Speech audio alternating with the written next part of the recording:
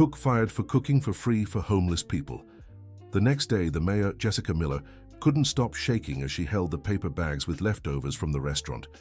She had done this so many times over the past 2 years, always careful not to be seen, always thinking of those thin faces waiting for her in the square. But this time, the sound of her boss's heavy footsteps echoing behind her made her heart race. "What do you think you're doing, Jessica?" Richard Thompson's voice cut through the air like a blade. She turned slowly, still clutching the bags to her chest.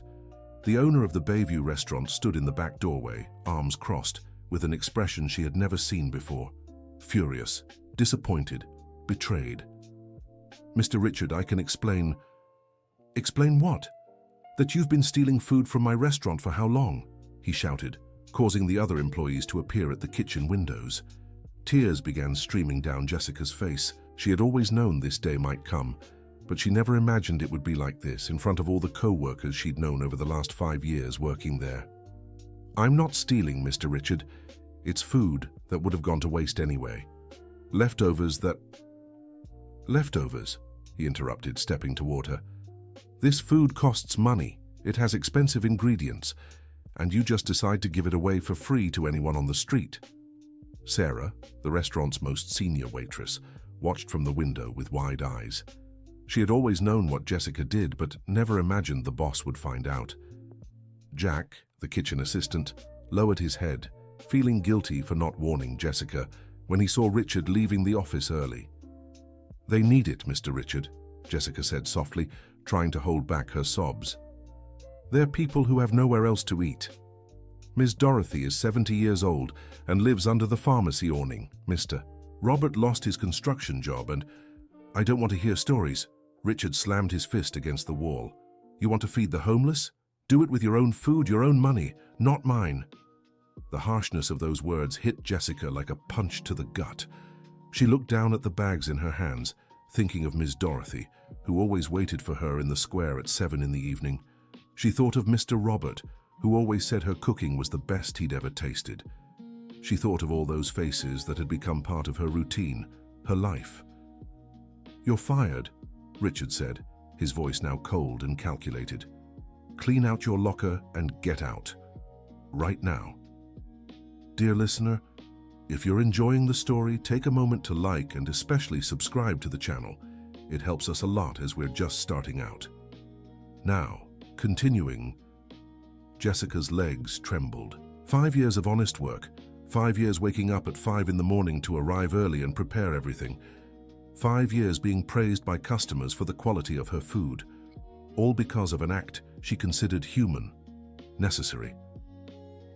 "Please, Mr. Richard," she tried one last time. "I need this job. My mother is sick. She depends on my salary for her medicine." "You should have thought of that before deciding to play Mother Teresa at my expense," he replied, turning his back on her.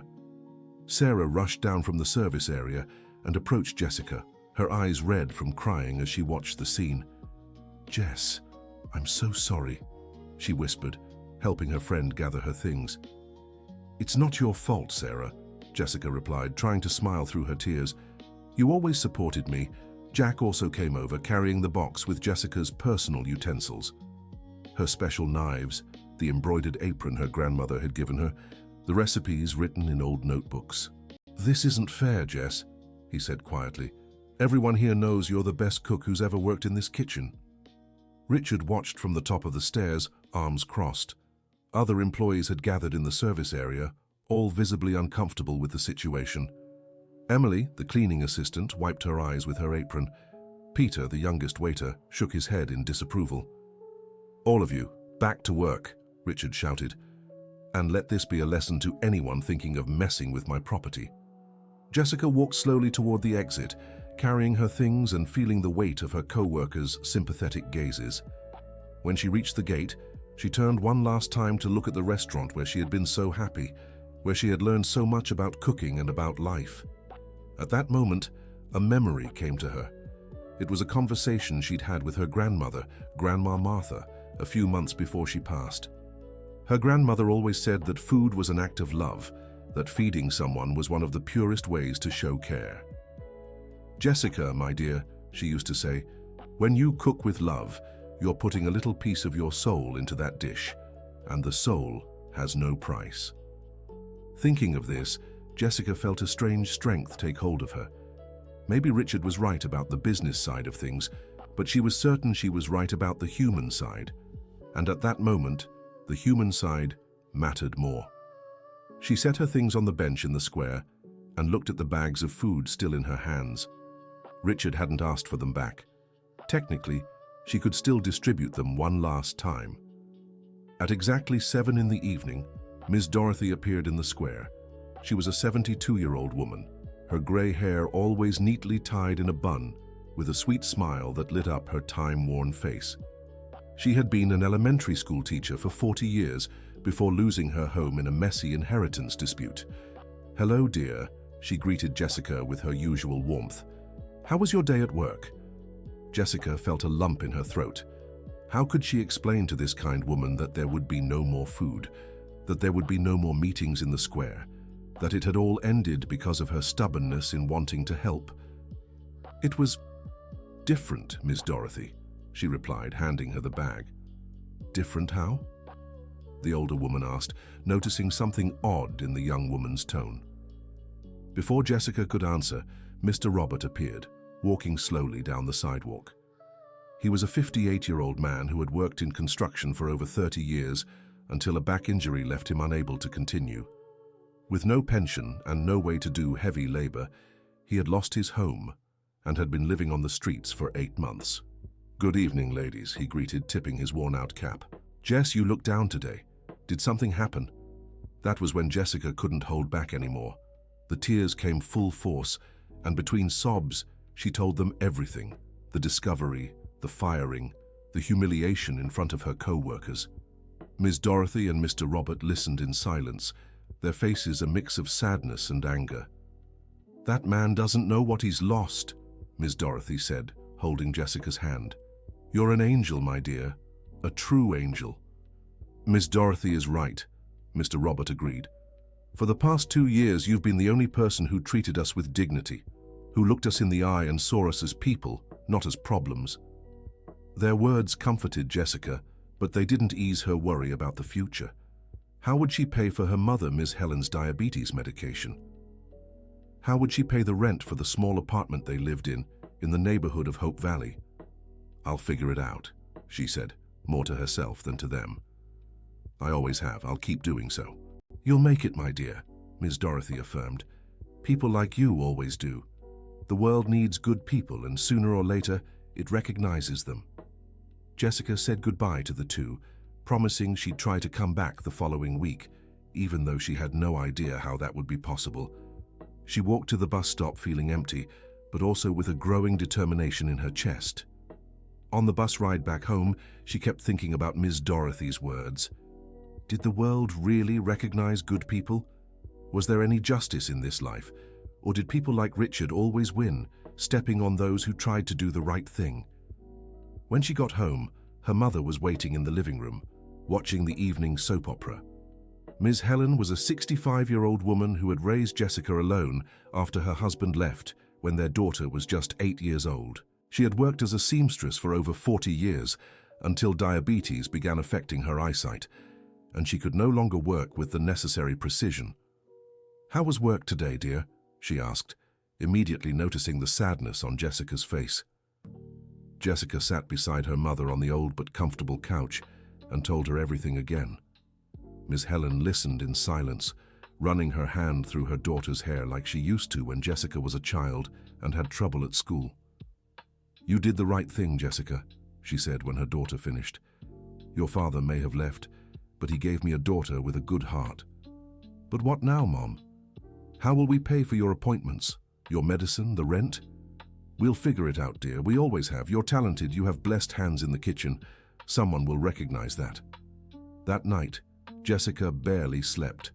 She lay awake thinking of strategies, possibilities, how to start over. She had some savings, but not enough to last long without work. She'd need to find another job quickly. The next morning, around 9, she was in the kitchen making breakfast when she heard persistent knocking at the door. She found it odd. It was too early for visitors and they weren't expecting anyone. When she opened the door, she was speechless. Outside stood a man around 45, wearing a dark suit and a striped tie. His temples were graying and his expression was serious. A curly-haired woman with a briefcase stood beside him. "Are you Jessica Miller?" he asked. I am," she answered hesitantly. "Can I help you with something?" "My name is Michael Wilson. I'm the mayor of this city. May I come in? I need to talk to you about something very important." Jessica froze. The mayor? At her door? How had he found out where she lived? And why did he want to talk to her? "Of course. Come in," she said, still not understanding. "Ms." Helen appeared in the living room, curious about the commotion. When she saw the mayor, her eyes widened in surprise. "Mr. Mayor, what are you doing here?" "Ms. Helen, isn't it?" he said, greeting her respectfully. "I came to speak with your daughter about a situation that came to my attention last night." Michael Wilson sat in the chair Jessica offered and looked straight at her. There was something in his eyes she couldn't decipher. Gratitude? Admiration? Urgency? "Jessica, I need to ask you a very direct question," he began. "Do you know a man named Robert Wilson?" Jessica's heart raced. "Mr. Robert, how did the mayor know him? And why was he asking about him?" "I do," she answered cautiously. "Why?" "That man is my brother." The silence that followed was deafening. Jessica felt as if the ground had disappeared beneath her feet. Mr. Robert, the man she had been feeding for 2 years, who slept in the square, who had nowhere to live, was the brother of the city's mayor. "Your brother," she repeated, unable to process the information. "My older brother," Michael confirmed, and for the first time his voice wavered.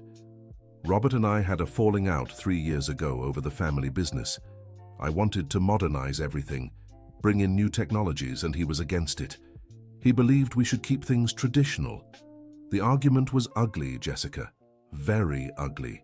Things were said that should never have been said." Ms. Helen listened, wide-eyed. Jessica tried to piece it all together, remembering the few times Mr. Robert had spoken about his family. He always said he had a brother, but they had fought over family business. He walked away from the company, sold his share for far too little and disappeared. Michael continued.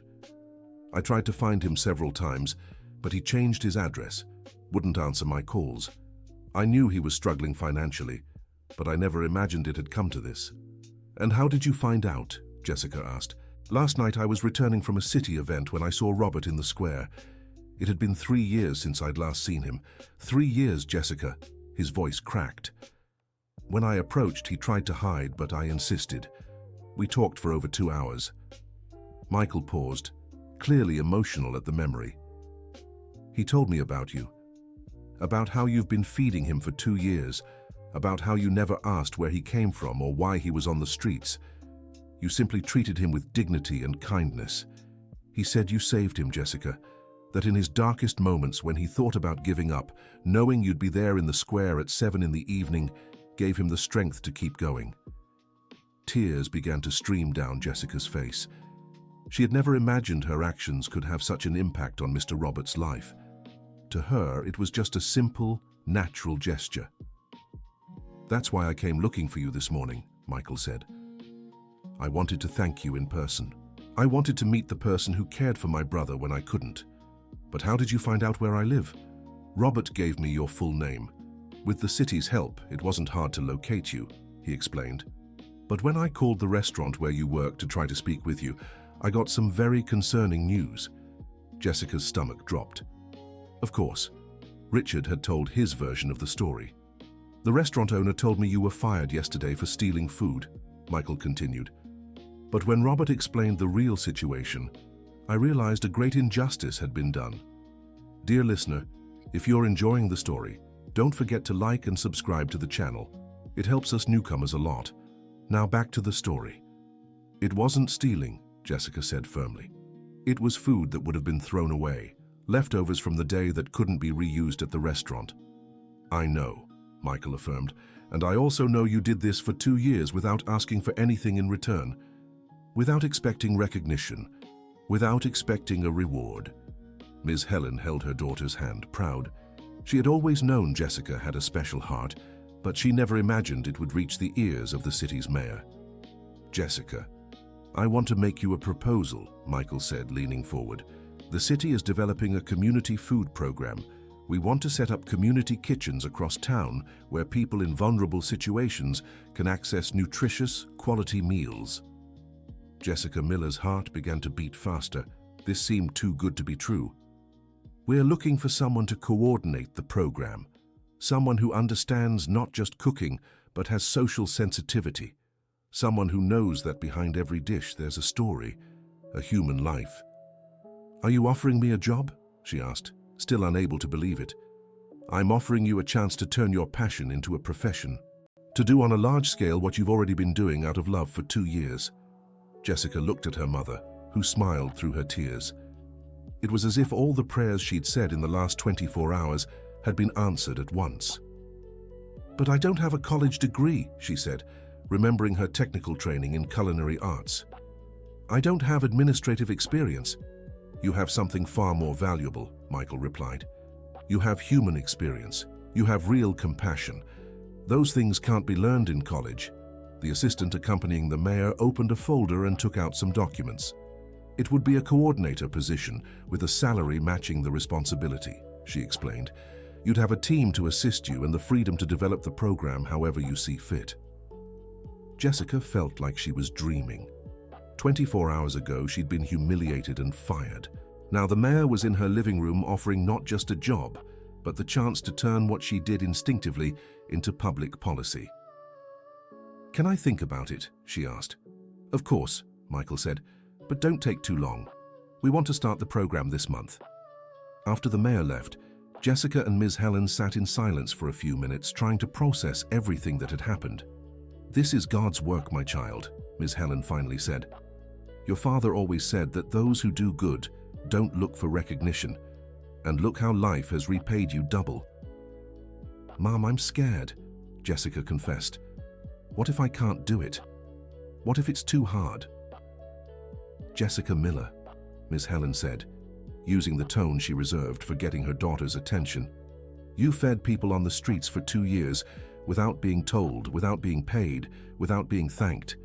If that's not proof you know how to care for people, I don't know what is." That afternoon, Jessica decided to walk to the square. She wanted to talk to Mr. Robert and Miss Dorothy. She wanted to learn more about the mayor's brother and also share her joy with the people who had become so important in her life. When she reached the square, she found an unexpected scene. A crowd had gathered near the bench where Miss Dorothy usually sat. As she got closer, she saw a reporter from the local TV station covering a story. "And here in Main Square, we've learned the touching story of a cook who lost her job for feeding the homeless," the reporter was saying. Jessica froze. How had the story reached the press? Who had told them? Miss Dorothy spotted her and waved her over. "Jess, come here, dear," she called, making the reporter and camera turn toward her. "That's her," said Mr. Robert, who was being interviewed. "That's Jessica." Before she could react, the reporter was already approaching with a microphone. "Jessica Miller, I'm Richard Anderson from City TV. Can we talk to you about your story?" "My story?" she said, still confused. "The story of how you were fired for giving food to the homeless. Your friends here told us everything." Jessica looked at Ms. Dorothy and Mr. Robert, who seemed proud. She had never asked for publicity, never wanted to be in the spotlight. "Look, I don't know if this is a good idea," she began. "Please, Jessica," said Ms. Dorothy. "People need to know that there's still kindness in the world. They need to know there are people like you." "Is it true you did this for 2 years without asking for anything in return?" asked the reporter. Jessica sighed. Maybe it was time to tell her side of the story. Maybe it was important for people to know she never meant to harm anyone, only to help. "It's true," she replied, "but I never saw it as a grand gesture. To me, it was just the right thing to do. There was extra food, and they needed it. I don't understand what the big deal is. And how do you feel about losing your job because of it?" "I'm sad," she said honestly. "I worked at that restaurant for 5 years. I was always dedicated, always did my job well. But I understand the owner has his business perspective. Do you plan to sue the restaurant? No, she answered without hesitation. I don't want to fight with anyone. I just want to find a way to keep doing what I love, cooking for people. The interview lasted about 15 minutes. When it was over, Jessica sat on the bench with Ms. Dorothy and Mr. Robert. Why did you do this? She asked, still a little shocked. Because your story needs to be told, said Mr. Robert. You don't know the impact you've had on so many lives. It's not just me and Ms. Dorothy. There are over 20 people you've fed these past 2 years. 20 people? She repeated, surprised. There's Mr. Anthony, who comes only on Tuesdays and Thursdays, Ms. Dorothy explained. There's Ms. Lucy, who brings her 2 little kids. There's Mark, that young man looking for work. They all know about you, Jess. Jessica was moved. She'd never stopped to count how many people had come through over the years. To her, every encounter was unique, every person special, but she hadn't realized the full scope of what she'd done. And there's one more thing, Mr. Robert said with a mysterious smile. My brother wants to talk to me tonight, for the first time in 3 years. That's wonderful, Jessica exclaimed. I can only imagine how you must feel. Scared, he admitted, but hopeful. And that's thanks to you, Jess. If you hadn't fed me, treated me like a person, I wouldn't have had the strength to agree to talk to him. That afternoon in the square was special for Jessica. She spoke with many of the people she'd helped over the years, heard stories she hadn't known, and understood the impact of her actions more deeply. As the sun began to set, she said goodbye to everyone and went home with a full heart. The next morning she woke up determined. She called the number the mayor had left and accepted his offer. 2 weeks later, she was officially working at City Hall as the coordinator of the Community Meals program. Her first challenge was assembling a team. Michael had suggested she choose the people she thought were best suited for the job.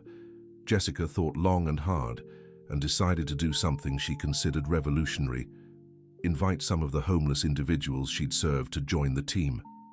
Mayor, she said during a meeting, I'd like to propose hiring some people experiencing homelessness to work in the program. Michael seemed surprised by the idea. What do you mean, Jessica? Who better than them to understand the needs of the people we're serving, she explained. Besides, it would be a way to give job opportunities to those who are usually excluded from the workforce. The proposal sparked heated discussions at City Hall. Some officials thought it was risky, others saw it as innovative. Michael decided to give Jessica the freedom to test the idea on a small scale. The first hire was Mark Johnson, a 28-year-old who had been unemployed for 8 months. He had lost his job at a metalworking factory when the company shut down, couldn't pay the rent, and ended up living on the streets. Jessica had known him for a year and was always impressed by his intelligence and willingness to help others. Mark, how about working with me on the city's program? She proposed. Doing what? He asked skeptically. As a coordination assistant, you'd help me organize distributions, understand people's needs, and bridge the gap between the program and the community. Jess, are you serious? He said, his eyes shining. Completely serious. The pay isn't much, but it's enough for you to rent a room and start over. Mark cried when he signed the contract. It was the first real opportunity he'd had in nearly a year. The second hire was even bolder.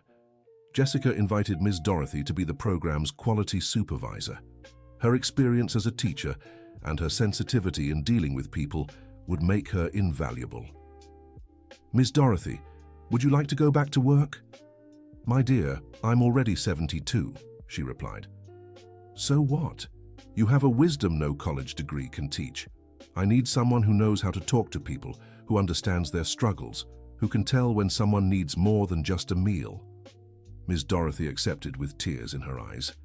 It was the first time in 5 years someone saw her as a capable professional, not just as someone in need. The program started with 2 community kitchens, one downtown and another in the poorest neighborhood. The concept was simple. Anyone could show up, give just their first name, and receive a free, nutritious and tasty meal. But Jessica wanted to go beyond just handing out food.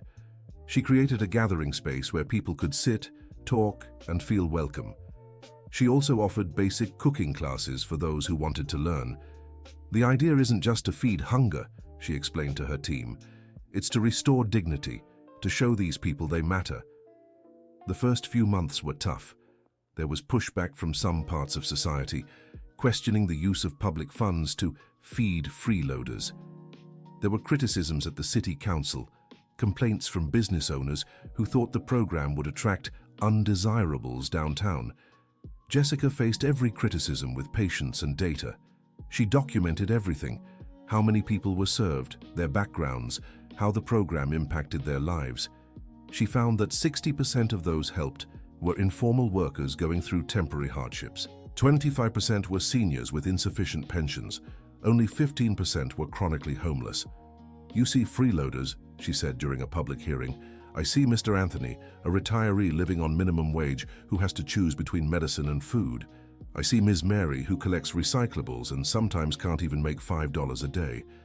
I see Robert, who lost his job and has been searching for months." Gradually, the resistance faded, especially when results started showing. Mark managed to rent a room and was looking for work in logistics. Ms. Dorothy had rented a small house and started tutoring again. Other program participants were also getting back on their feet. The program's success caught the attention of other cities. Mayors from nearby towns came to see the project, wanting to implement something similar. Jessica traveled to give talks, explain the methodology, and share her experiences. On one of those trips to the town of St. Charles, she met Dr. Robert Palmer, a businessman in the food industry, who was impressed with the work she was developing. "Jessica, I have a proposal for you," he said after her presentation. "How about we expand this program? My company could fund community kitchens in 10 small towns." The offer was tempting, but Jessica hesitated. "Dr. Palmer, the program isn't just about food. It's about care, about dignity. I'm not sure this works on an industrial scale." "That's exactly why I need you," he insisted, "to ensure we keep the human essence even as we grow." Jessica asked for time to think. She talked to Michael, her team, and her mother. The possibility of helping many more people was exciting, but she feared losing control over the quality of service. It was Ms. Dorothy who gave the decisive advice. "My dear, you can't save everyone alone, but you can teach others to save someone. If this program grows, more Jessicas will emerge across the country." Jessica decided to accept the proposal, but with conditions. She demanded that each town have a carefully chosen local coordinator who would undergo intensive training with her. She also insisted that part of the team always include people in vulnerable situations to maintain the program's humanized perspective. The program's growth brought Jessica national recognition. She was invited to appear on TV shows, give magazine interviews, and speak at conferences about public policies. Whenever possible, she brought members of her original team along to show that the success was collective. Dear listener, if you're enjoying the story, take a moment to like and especially subscribe to the channel. It helps us a lot as we're just starting out. Now, continuing. About a year and a half after the program began, Jessica received an unexpected call. It was Sarah, her former colleague from the Bayview restaurant. "Jess, you need to know something," she said, clearly nervous. "What is it, Sarah?" "Richard wants to talk to you. He's having some problems at the restaurant and, well, he wants to apologize." Jessica fell silent for a few seconds. Richard, wanting to apologize, after nearly 2 years. "What kind of problems?" she asked. "After your story aired on TV, a lot of people stopped going to the restaurant. People were outraged by how he treated you. Business dropped by over 50%. Jessica felt no joy at the news.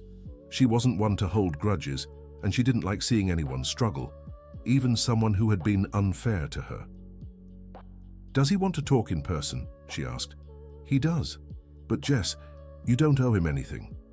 After what he did..." "I'll think about it, Sarah. Thanks for letting me know."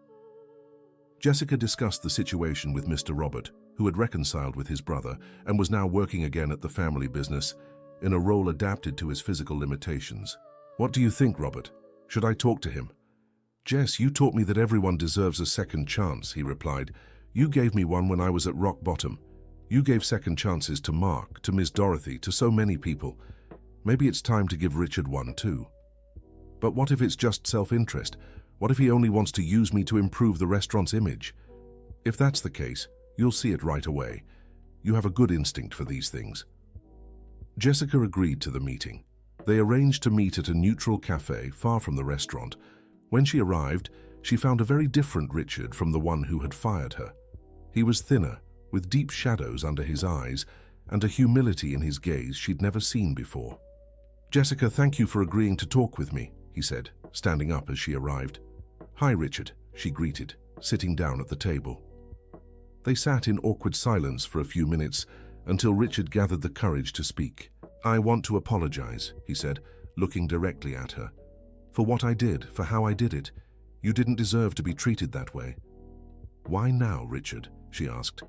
"Why almost 2 years later?" "Because I was wrong," he admitted. "Completely wrong. And I only realized it when I saw the real impact of your firing." Richard explained that after the TV report, he started receiving calls from customers canceling reservations, criticism on social media, and organized boycotts. But what hit him hardest was a conversation with his own 15-year-old daughter. "She told me she was ashamed of me," he revealed, his voice breaking. "She said I'd fired the only good person she knew because she was too good. That shattered me, Jessica." "And the restaurant, how is it doing?" "Bad. Really bad. I had to let half the staff go. I'm thinking of closing."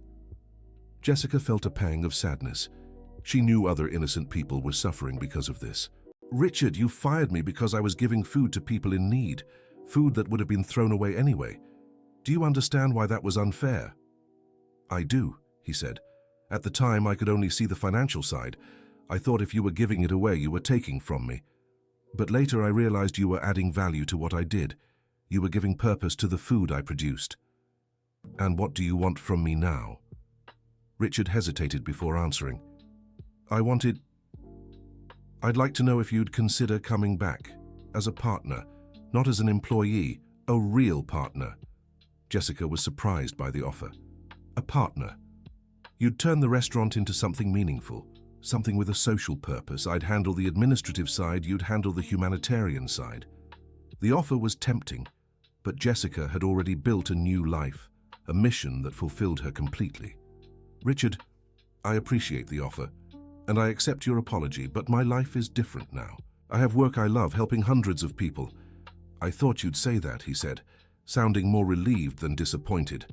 "But I had to try. I at least needed to apologize." "And I accept your apology," she said, wholeheartedly. "Holding on to grudges doesn't do anyone any good." Richard smiled for the first time during their conversation. "There's one more thing," he said. "If you're willing, I'd like to donate a percentage of the restaurant's profits to your program at the City Hall. I know it's not much given the current situation, but it'd be a way to support the work you're doing." Now it was Jessica's turn to smile. "That I'll accept," she said. "Any help is welcome." When she left the cafe, Jessica felt at peace. She had forgiven Richard, not for him but for herself. Holding on to resentment was a burden she no longer wanted to carry. In the following months, the program continued to grow. It was now serving 15 cities with plans to reach 20 by year's end. Jessica had become a national figure in public food policy, advising other governments and organizations.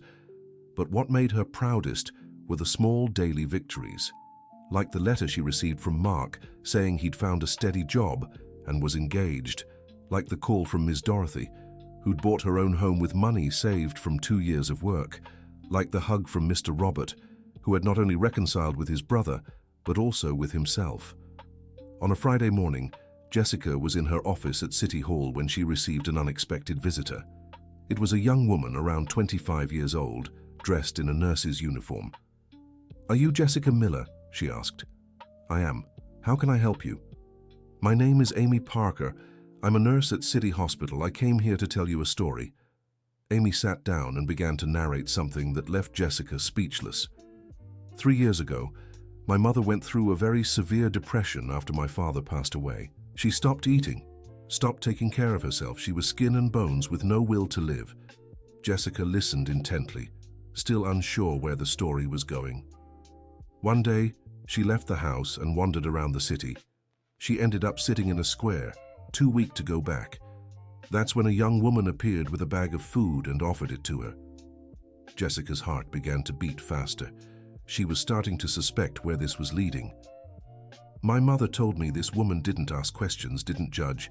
She just offered food and kindness. They talked for over an hour. When my mother came home, she was different. She had found the strength to fight again. Amy, Jessica began, that young woman was you, Jessica. And that lady was my mother, Ms. Sylvia. Jessica vaguely remembered a woman she had spoken to just once, years ago. She had seemed so sad, so fragile. How is she now? Jessica asked. Working, taking care of her grandchildren, happy, Amy replied with a big smile. She still talks about you to this day. Says you were an angel who appeared in the darkest moment of her life. I had no idea she was going through that, Jessica said, moved. And that's why I came here, Amy continued, to tell you that your kindness saved my mother's life, and to say you inspired our whole family. My brother became a volunteer at a non-profit that cares for the elderly. I started working at the public hospital instead of private clinics. We all want to give back to the world a little of the kindness you showed our mother. That conversation deeply affected Jessica. She had always known her actions made a difference, but she had never fully grasped the extent of that impact. How many stories like Ms. Sylvia's were out there? How many lives had been touched in ways she couldn't even imagine?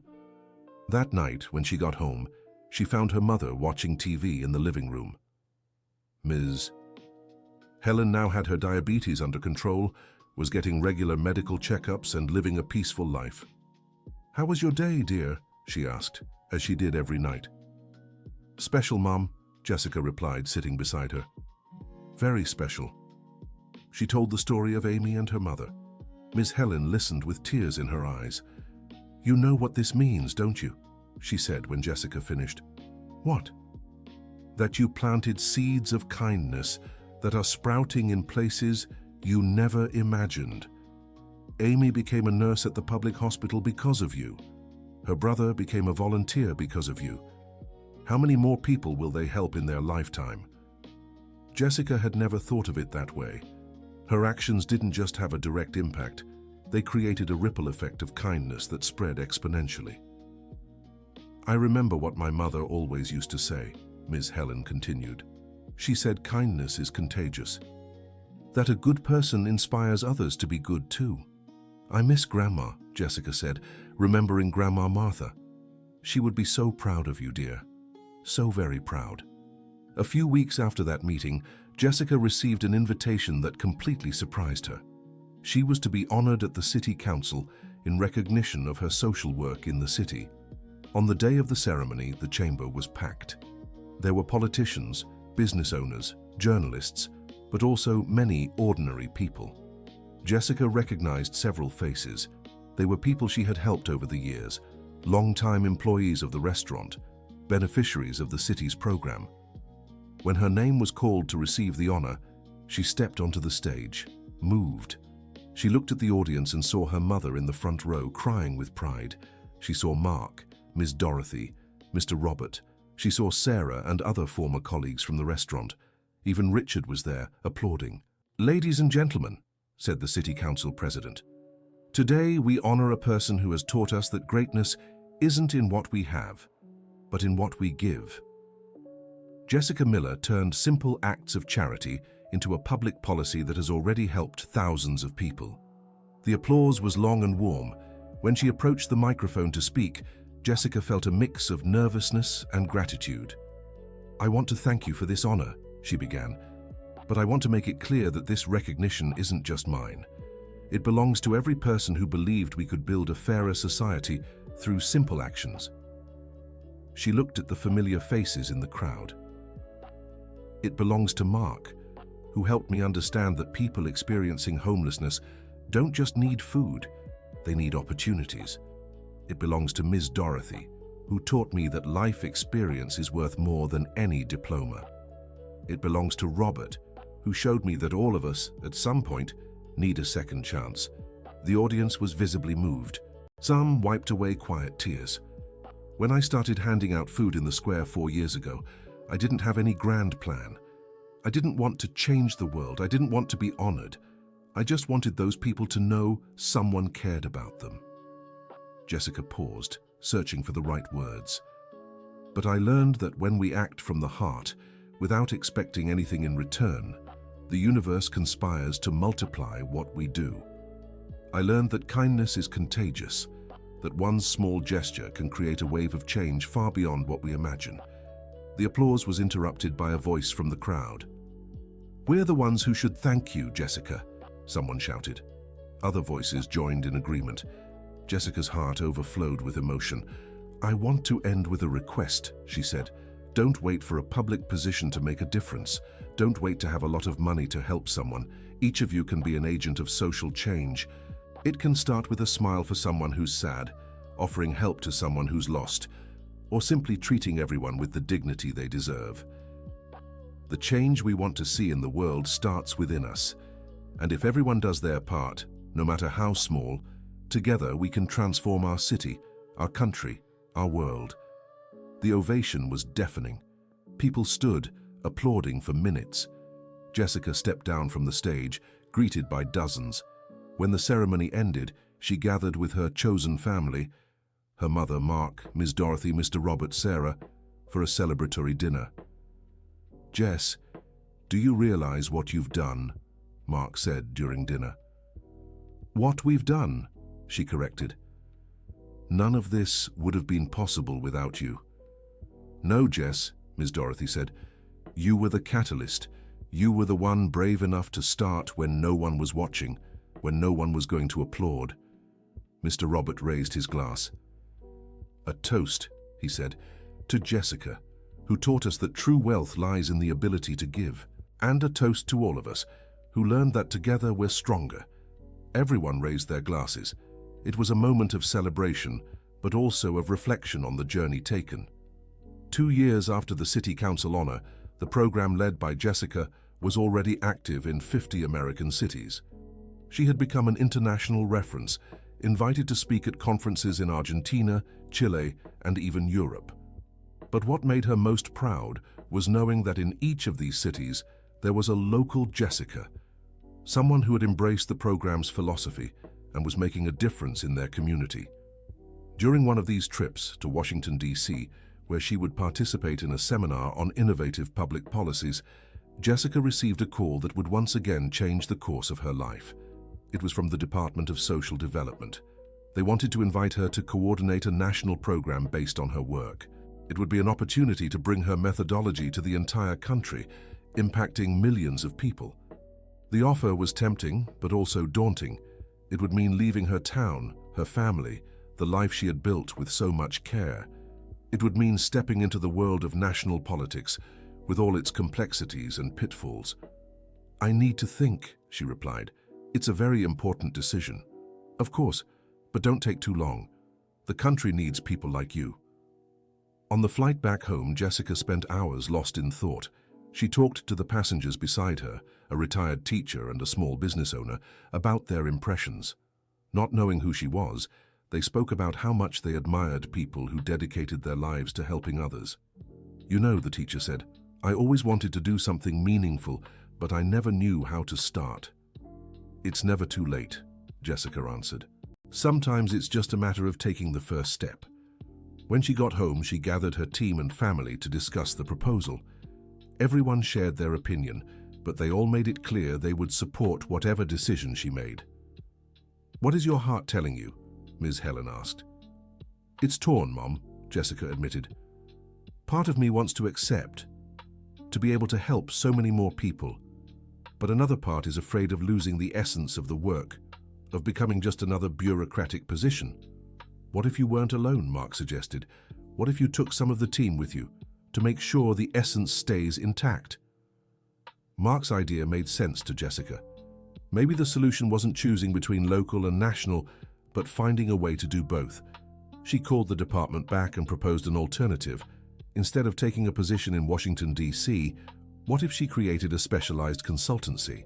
She would keep her local work, but help the federal government develop national policies based on her experience.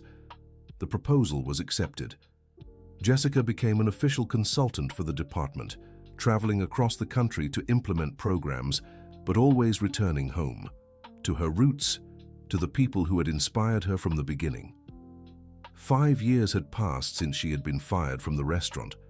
In that time, the program had spread to over 200 cities, serving tens of thousands of people every month. Jessica had published a book telling her story, which became a bestseller, with all proceeds going directly to the program.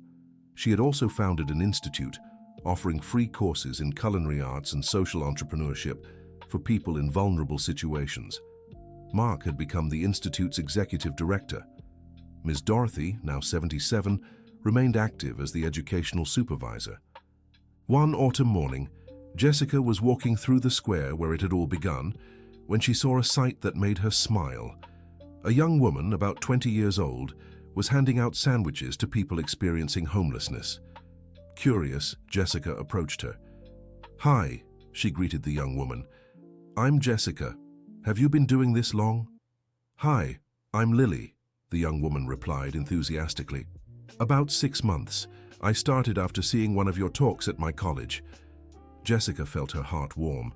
The seed was sprouting in a new generation. "Is it hard at first?" asked Jessica, pretending not to know much about the subject. "It is," Lily confessed. "Sometimes people don't understand. They think it's silly that it won't change anything. But I draw inspiration from Jessica Miller's story. Do you know her?" "Yes, I do," Jessica replied, controlling her smile. "She taught me that big changes start with small gestures, that we don't need to wait for power or money to make a difference." "That's a good philosophy," Jessica agreed. When she said goodbye to Lily, Jessica continued her walk through the square, thinking about how life was full of cycles. She had started there, alone, afraid but determined. Now she saw others doing the same, inspired by her story, but following their own paths. That evening, during dinner with her mother, she told her about the encounter with Lily. "Do you know what this means?" said Miss Helen, now 70 but still sharp and full of energy. "What?" "That you succeeded. Not only did you help the people who needed it, you inspired others to help too. You created a chain of kindness that will continue even when you're no longer here." Jessica smiled. Her mother always had the right words at the right time. "Mom, do you remember that night 5 years ago when I came home crying because I'd been fired? I remember it like it was yesterday. You said we'd figure it out, that we always did. But I don't think even you imagined the solution would be so grand." "I knew you'd make it," Miss Helen said with certainty. "Maybe I didn't picture exactly how, but I knew a daughter of mine, raised with the values I tried to teach, wouldn't stand by and watch injustice." "And the diabetes? How are you feeling?" "Under control, thank God, and the doctors at the city hospital. Do you know who provides the food they serve there now?" "Who?" "The institute you founded. They have a contract to supply healthy meals to the hospital, so in a way you're taking care of me every day." Jessica hadn't known that. The institute had grown so much that she didn't always keep track of every contract. "What a nice coincidence," she said. "It's not a coincidence, dear. It's life giving back the good you've done. It's the universe conspiring in your favor, like you always say." The next morning, Jessica woke up with a new idea. She had decided to create a special mentorship program, connecting young people like Lily with experienced individuals who had already developed social projects. The goal was to speed up the learning process and prevent beginners from facing the same struggles she had. She presented the idea to her team during their weekly meeting. "It's a way to systematize inspiration," explained Mark, excited about the proposal. "Exactly," Jessica agreed. "Instead of letting everyone reinvent the wheel, we'll create a support network." Ms. Dorothy raised her hand. "Can I suggest something?" she said. "What if we include not just young people in this program, but also seniors who want to start social projects?" The suggestion was unanimously approved. The program would be open to anyone, regardless of age, who wanted to develop a project with social impact. The mentorship program launched 6 months later, at an event that brought together over 500 people at the city's convention center. There were business owners, students, retirees, homemakers, workers from all fields. During her speech, Jessica looked at the audience and was moved to see the diversity of people eager to make a difference. When I started handing out food in the square 6 years ago, she began, I had no idea it would lead me here. I had no plan, no strategy, no resources. I just had the conviction that it was the right thing to do. The audience hung on every word. Today, looking at all of you, I see hundreds of people with that same conviction. And I want to tell you, don't wait until everything is perfectly planned to begin. Don't wait until you have all the resources to take the first step. Start with what you have, where you are, in whatever way you can. A young man raised his hand. Jessica, how do we keep from getting discouraged when people criticize or don't support us? By always remembering why you started, she replied. When someone criticized me for handing out food on the street, I thought of Miss Dorothy's smile when she received a warm meal. When the restaurant owner fired me, I thought of Mr. Robert, who told me my cooking gave him the strength to keep going. An older woman in the audience also raised her hand. How did you deal with fear, with insecurity? Accept that fear will always be there, Jessica answered. The difference isn't in feeling no fear, but in acting despite it. Every time you push forward in spite of fear, you grow a little braver. The event lasted all day, with hands-on workshops, success stories, and plenty of networking. By the end, over 200 people had signed up for the mentorship program. End of story. Now tell us, what did you think of Jessica's journey? Do you believe small gestures can truly change lives? Share your thoughts in the comments and let us know where you're watching from. If this story inspired you, give it a like and subscribe to the channel so you don't miss other uplifting stories about perseverance and social change.